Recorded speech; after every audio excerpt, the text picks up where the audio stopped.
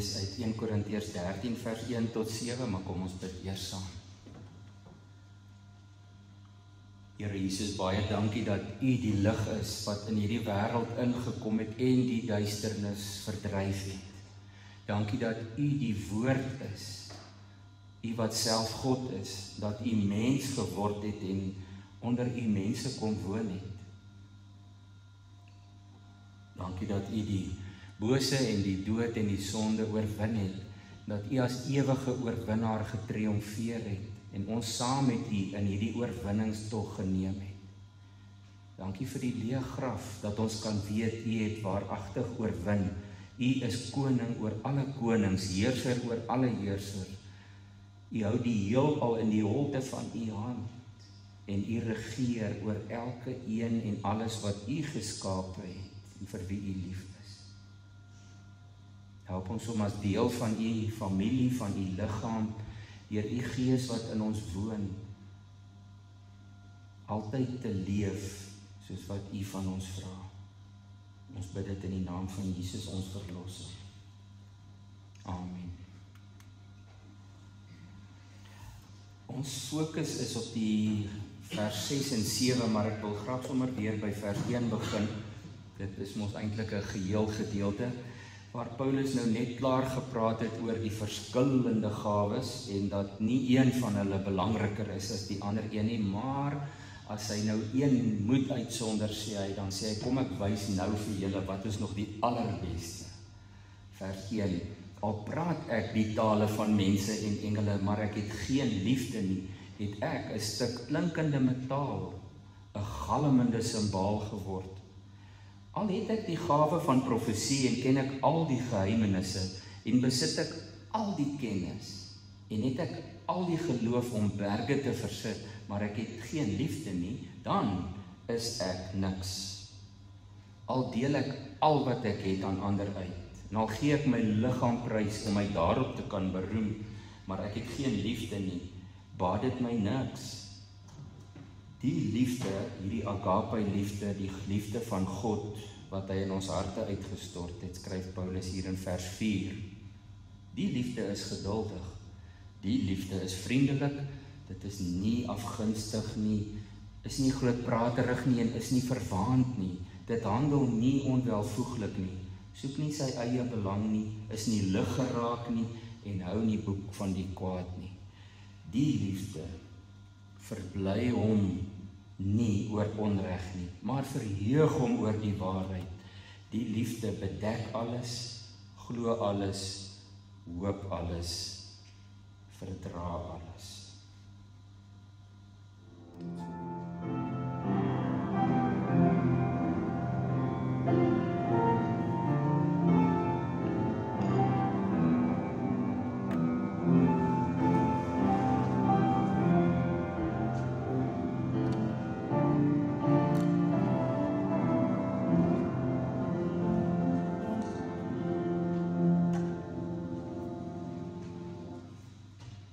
Ek lees net weer saam met u die verse in die Nuwe Lewende Vertaling waar dit net so bietjie anders klink.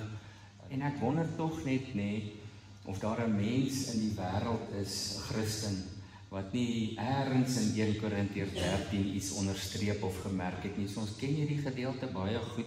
Dalk was dit die teks by jou troudag. Dalk is dit een wat jy eenmal 'n week lees vir jou eie geestelike vorming. In die Nuwe Lewende Vertaling klink dit so: die liefde, dit sê nou dit, maar ek sit net die liefde daarin, want dit is nog een lang storie oor die liefde. Die liefde treur oor die onreg wat plaasvind en juig as die waarheid seëvier. Die liefde bly stil oor ander se foute. Dit bly steeds vertrou, dit hou aan met hoop en dit verduur alles. So 'n bietjie net 'n ander, die woorde laat ons weer so 'n bietjie anders dink daaroor nie. Die liefde bly stil oor ander se foute. Dit verduur alles. En dan ook in ons dierbare boodskap parafrase sê dit, maar die liefde het ook grense. Liefde kan nooit kant kies vir dinge wat verkeerd is nie. Net so sal liefde altyd net bly wees oor dit wat regtig gebeur soos God dit bedoel het. Liefde beskerm waar mense beskerming nodig het. Liefde glo altyd die beste van ander mense en verwag dit ook van hulle. Ek wil vir 'n kort video speel van 'n baie bekende ware verhaal uit die geskiedenis. Kom ons kyk net na so 'n bietjie vir dis so 2-3 minute en dan gaan ons verder aan oor hierdie tema, maar hierdie gaan vir u dalk ook so 'n bietjie laat nadink. Dit het my baie laat nadink oor onvoorwaardelike omgee. As Jesus sê, ons moet selfs ons vyande lief hê. We've written a letter trying to explain things in case you were captured. Every worker has signed it. Thank you.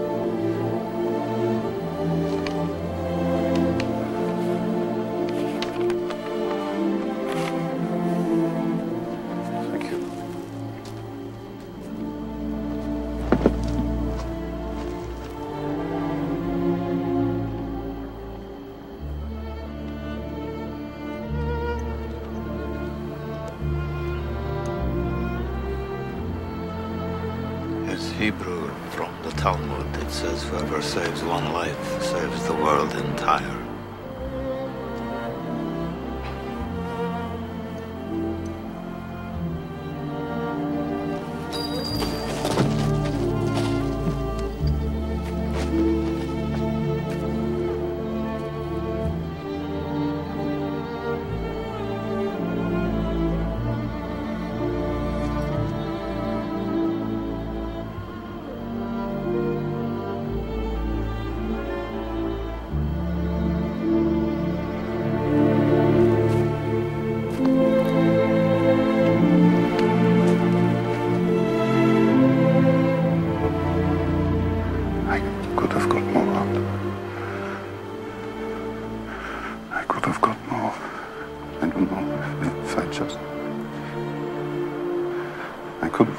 Oscar, there are 1,100 people who are alive because of you. Look at them.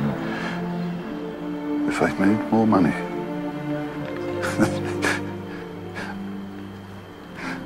I threw away so much money. You have no idea. If I just... There will be generations because of what you did. I didn't do enough. You did so much.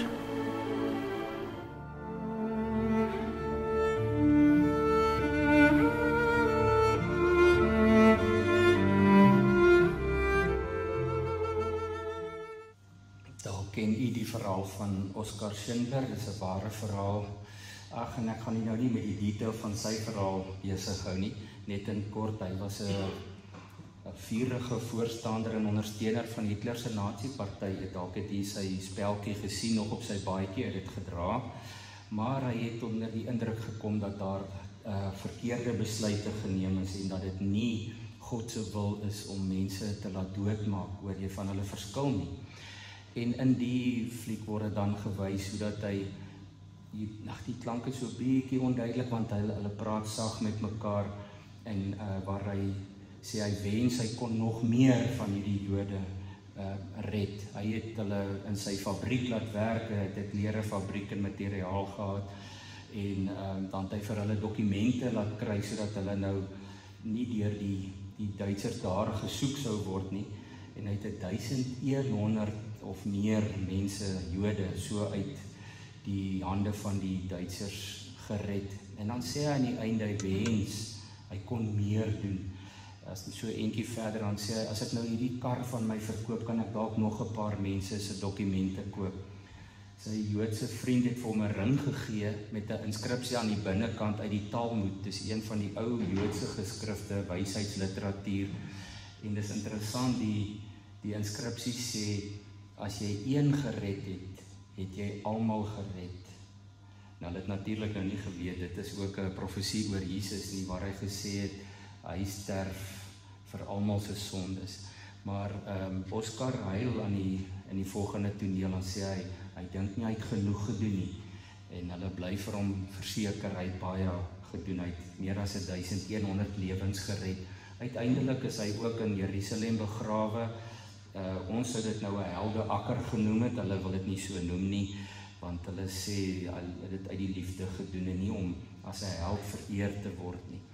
Nou as ons dink aan wat Paulus skryf in 1 Korintiërs 13 en hy sê vir ons hier, dis eintlik mos nou 2 verse wat maar die 2 gedagtes, die 2 waarhede is, die liefde verbly hom nie oor onreg nie, dan moet ons mos ook sê, ons kan ons nooit oor onreg verbly nie. Nou daarvoor is ek nie bekommerd dat daar Christene is, opregte Christene is, wat bly is oor onreg nie, maar dit is ook iets wat ons dieper na moet kyk. Kinders van die Here, sê Paulus, kan nie staan en toekyk by onreg nie, maar hulle moet hulle verheug oor die waarheid.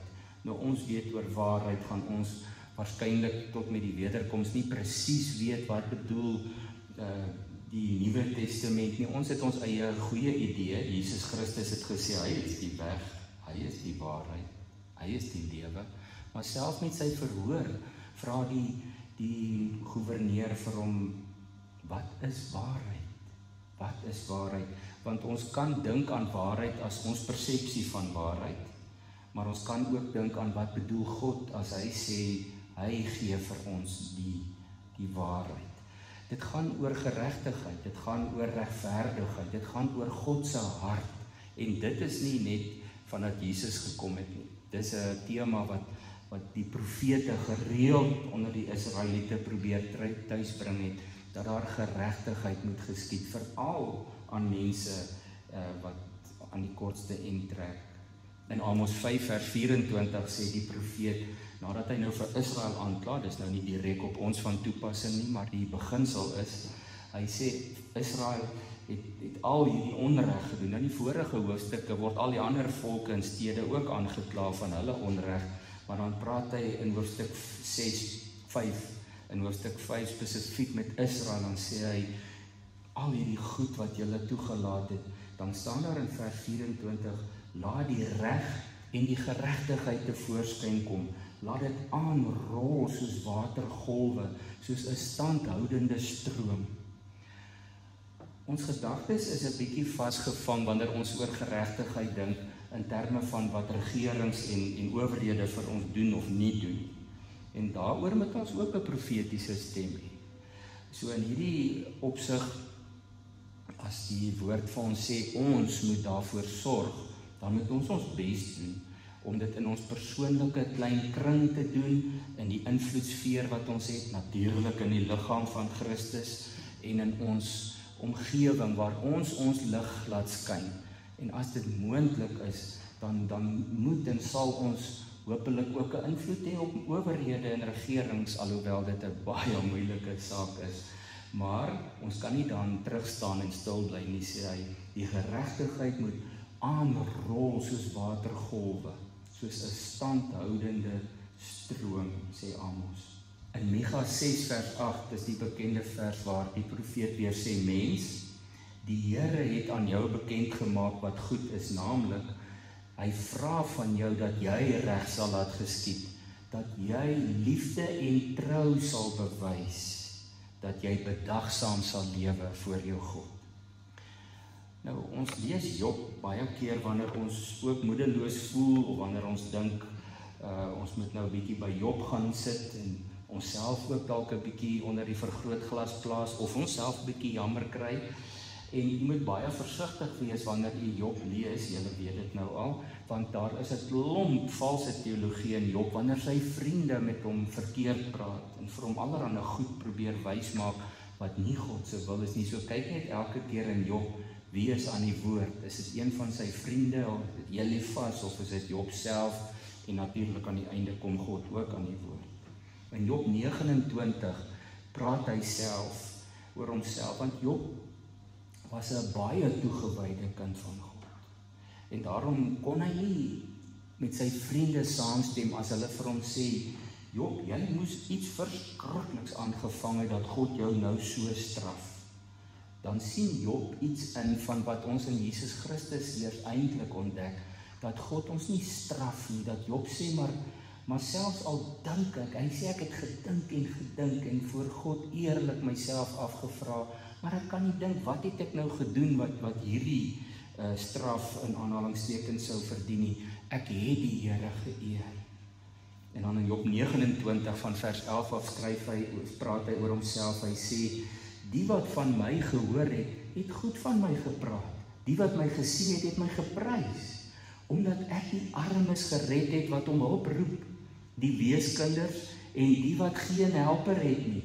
Die man wat met ondergang bedreig was, het vir my vir sy redding gedank, en ek het die hart van die weduwee bly gemaak. Ek het reg en geregtigheid laat geskied. Vir my was dit vanselfsprekend, so vanselfsprekend as om klere aan te trek. Ek was oë vir die blindes. Ek was voete vir die krepeles. Ek was 'n vader vir die armes en ek het selfs onbekendes se regsaak behartig. Ek het die mag van die wat onreg doen gebreek. Ek het die prooi uit hulle tande weggeruk. Hoor u dat Job sê wat Amos geprofeteer het? Hy het hom besig gehou met geregtigheid. Spesifiek vir hulle wat dit nie vir hulle self kon doen nie. In Jakobus 1 vers 27 staan daar, egte en suiwer godsdiens voor God die Vader is om weeskinders en weduwees in hulle moeilike omstandighede by te staan en jou skoon te hou van die besmetting van die wêreld. Die Here Jesus het baie gepraat oor weeskinders en weduwees, want in Jesus se tyd het hulle geen regte gehad nie, geen hoop op 'n behoorlike lewe nie. Hulle was regtig uitgewerk by die samelewing. Dis bitter hartseer en daarom het Jesus gereeld ook die Fariseërs daaroor aangevat. As hy vir hulle sê, maar julle gee so presies julle tiendes, julle meet dit af, selfs die speserye meet julle af. Hy sê, maar wat die belangrikste vir God is, geregtigheid, barmhartigheid, dit laat julle na. Onthou jy nog Jesus se eie woorde van die laaste dag, as hy in Matteus 25 profeties praat, en hy sê, daardie dag sal die koning sê, ek was honger, en julle het my iets gegee om te eet. Ek was dors, en julle het my iets gegee om te drink. Ek was 'n vreemdeling, en julle het my gehuisves. Ek was sonder klere, en julle het vir my klere gegee. Ek was siek, julle het my verpleeg. Ek was in die tronk, en julle het my besoek.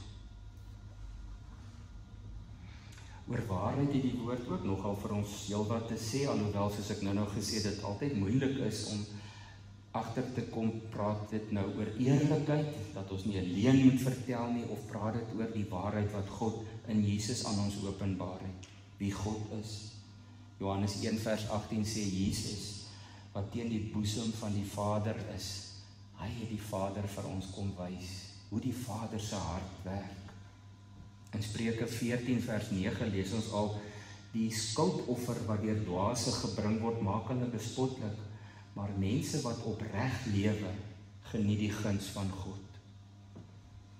In Romeine 12 vers 9 ook skryf Paulus, die liefde moet opreg wees, verafskuw wat sleg is, hou vas aan wat goed is. En ons weet, Jesus is die inhoud van alle waarheid. In hoofstuk 14 vers 6 van Johannes se evangelie sê hy daar die mooi bekende verklaring van homself, ek is die weg, sê hy, ek is die waarheid, ek is die lewe. En dan verder aan in hoofstuk 14 vers 17, 15 vers 26 en Johannes 16 vers 13, praat Jesus oor die Heilige Gees en dan noem hy hom die Gees van die waarheid. In Kolossense 3 vers 19 het ons net nou ook gehoor, skryf Paulus, dat ons aan die kant van die waarheid moet leef. Hy sê, moenie vir mekaar lieg nie. Julle het met die ou sondige mens en sy gewoontes gebreek en leef nou die lewe van die nuwe mens, wat al hoe meer vernuwe word na die beeld van sy Skepper en tot die volle kennis van God. En daarom kan Paulus vir ons sê in 1 Korintiërs 13, die liefde verheug hom oor die waarheid. 'n Kind van God verheug hom of haar altyd oor Jesus Christus. die weg, die waarheid en die lewe. En daarom, as Paulus sê die liefde bedek alles, kan ons ook sê as kinders van die Here moet ons alles bedek, glo, hoop en verdra. Ons is daar die liefde van wie hy praat. Nou wat beteken dit? Moet ons nou maar net 'n blinde oog draai vir alles wat nie in God se wil gebeur nie? Nee, dit mos nou nie wat hy sê nie. Hy sê gereeld op ander plekke, ons kan nie dit doen nie. Petrus skryf ook, ons het nie nou 'n verskoning om sonde te doen nie. Ons kan nie net sê, kom ons maak maar alles toe en maak of dit nie gebeur het nie. Ons weet mos dit is nie wat hy bedoel nie. Maar hy sê ons beskerm mense met ons liefde. Ons verduur alles, sê hy, ons verdra. Om aan te hou volhard, sê die woordeboek, die Griekse woordeboek oor hierdie Griekse woord van verdra, is om aan te hou volhard ten spyte van moeilikheid en lyding, om te volhard, te verduur en om volharding te toon. Die liefde van God leer ons om lyding te verduur, om te volhard onder moeilike omstandighede. Dit is maklik om te volhard as dit goed gaan met ons en as almal lief is vir mekaar en daar's geen konflik of geen probleme en geen nood rondom ons nie, dan kan ons maklik volhard. Maar ons het dit in die boodskap gelees, die liefde beskerm waar mense beskerming nodig het. En dis soos Job gesê het, hy sê, maar dis wat ek gedoen het, dit was vir my so vanselfsprekend soos om klere aan te trek, as daar mense is wat beskerming nodig het, en dit nie vir hulle self kan doen nie, sê Job, dan het ek vir hulle ingetree. Kinders van die Here beskerm waar mense beskerming nodig het. Kinders van die Here glo altyd die beste van ander mense en verwag dit ook van hulle. Ons is nie veronderstel om die klomp te wees in die wêreld wat vinger wys en fout soek nie. Daarom staan daar ook in die boodskap, ons kyk nie net vir almal se foute nie, maar ons bly maar stil daaroor. Want as ek een vinger moes wys, is daar sommer 'n klomp wat terugwys na my toe. As ek gaan begin met my vergrootglas kyk, waar kan ek 'n splinter in my buurman se oog kry, dan sê die Here Jesus, dan mis ek dalk die balk in my eie oog. Liefde tree anders op as wat die wêreld se norm en standaard is. In Spreuke weer, hoofstuk 17 vers 9 staan daar, wie 'n verkeerde optrede teenoor homself verontagsaam, met ander woorde iemand wat nie aanstoot neem nie, wie 'n verkeerde optrede teenoor homself verontagsaam, soek goeie verhoudinge, maar wie 'n saak bly ophaal, bring verwydering tussen vriende. Ons het Romeine 12 vers 9 ook al gehoor, die liefde moet opreg wees. Romeine 15 vers 1 en 2 skryf Paulus, op ons wat sterk is in die geloof, rus die verpligting om die swakhede te verdra van die wat nie sterk is nie. Ons moet nie aan onsself dink nie. Elkeen van ons moet aan ons naaste dink en wat vir hulle goed is en wat hulle in die geloof kan opbou. Dink ek en jy altyd oor wat vir ander mense goed is, wat vir hulle goed is, wat dalk swakker in die geloof is, en daarmee sê Paulus nie, hy is so oulik nie. Julle ken Paulus se nederigheid. Hy sê, volg my voorbeeld, want ek volg Jesus se voorbeeld. En daarom sê hy vir ons, as ons 'n bietjie sterker is in die geloof, dalk as iemand anders, dan moet ons aan hulle dink en wat vir hulle goed is, en wat hulle geloof kan opbou. In Efesiërs 4 vers 23 sê hy, wees goedgesind en hartlik teenoor mekaar, en vergewe mekaar, soos God julle ook in Christus vergewe het. Dit is die liefde van iemand wat homself minder ag en die ander hoër ag, Filippense 2. Petrus skryf ook hieroor in 1 Petrus 4 vers 7 en 8 sê hy, die einde van alles is naby, daarom moet julle selfbeheers en nugter wees, sodat julle kan bid. En bo alles moet julle mekaar hartlik lief hê, want die liefde bedek baie sondes. Nou weer eens, Petrus self sê ook, ons kan nie ons vryheid misbruik as 'n verskoning om sonde te doen nie. Maar hy sê, ons wys dit nie oral uit en lig dit uit en hang dit aan die groot klok nie. Die liefde bedek baie sondes en loop die pad van Matteus 18 en van 1 Korintiërs 13 om te sê, kom ons kyk hoe ons hierdie saak kan beredder. Ons gaan nie nou dit uitbasyn teenoor almal. Die liefde bedek baie sondes, want God is liefde.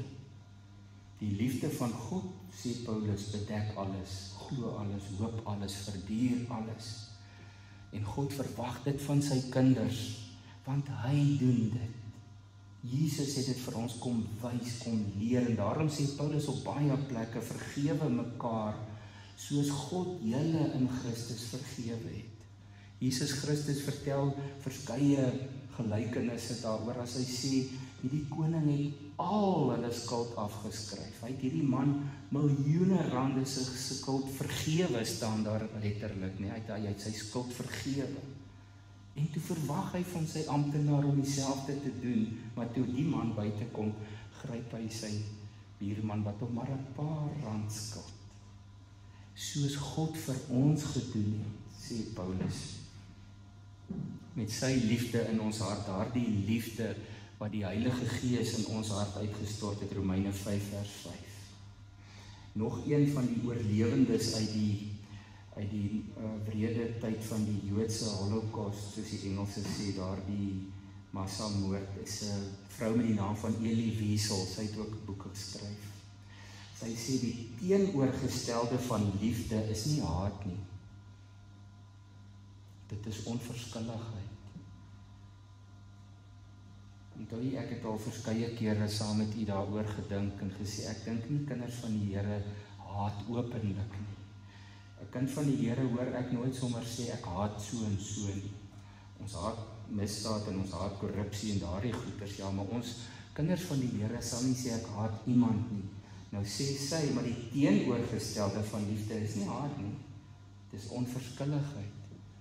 Die tiener sou gesê het, die teenoorgestelde van liefde is kan nie worry nie. Wanneer 'n mens net sê, ek haat nie, maar ek gaan niks aan hierdie situasie doen nie, dan is ons onverskillig, sê sy. Dit is dalk baie van ons 'n probleem nie, dat ons nie haat nie. Ons is goeie mense, soos ons ordentlik groot gemaak, ons is Christus groot gemaak. So ons haat nie openlik. Maar waar is die liefde? Of is ons maar onverskillig teenoor mense en teenoor situasies? Ek bid vir ons almal dat ons biddend en baie deeglik deur 1 Korintiërs 13 sal werk. Nie omdat Paulus dit in die middel sit van hoe gawes moet funksioneer nie, maar meer omdat dit is hoe God wil hê ons moet leef. En dat ons dan, kan ek net vir jou kort getuienis gee. Ek sê nie julle moet dit gaan kyk of daarvan hou nie, maar nadat ek die film destyds gekyk het in die vroeë 90er jare, Schindler's List, het ek vir baie lank daarna in my joernaal geskryf en tot vandag toe is dit nog my standpunt dat dit was die sekulêre verhaal wat my die meeste aangegryp het naas die evangelie van Jesus Christus. Omdat daardie man daar by daardie spesifieke toneel gestaan het en gesê het, ek het nie genoeg gedoen nie.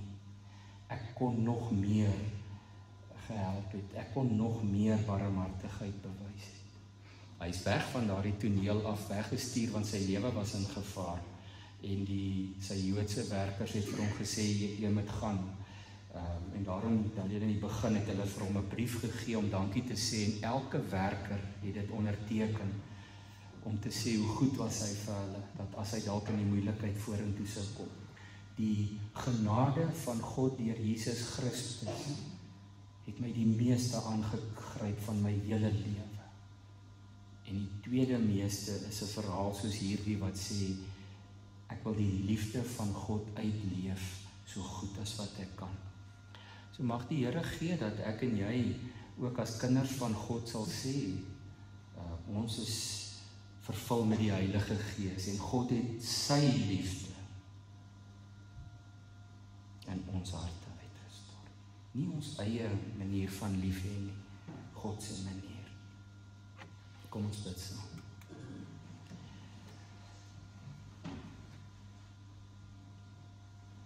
Dankie Here Jesus dat U die weg, die waarheid en die lewe is wat in ons deur U Gees, die Gees van waarheid kom woon het, wat U liefde in ons harte kom uitstort het. Wat U heerlikheid vanuit ons laat uitstraal en ons al hoe meer vernuwe om aan die beeld van ons Skepper God gelyk te word.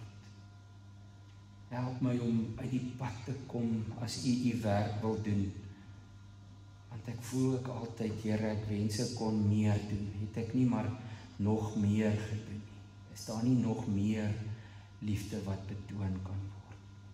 Help ons elkeen om nie onverskillig te wees, om nie draak my nie agtig te wees oor onreg en oor liefdeloosheid nie. Help ons om altyd U wil te soek. Here Jesus, help ons om te leef soos U wil hê ons moet leef.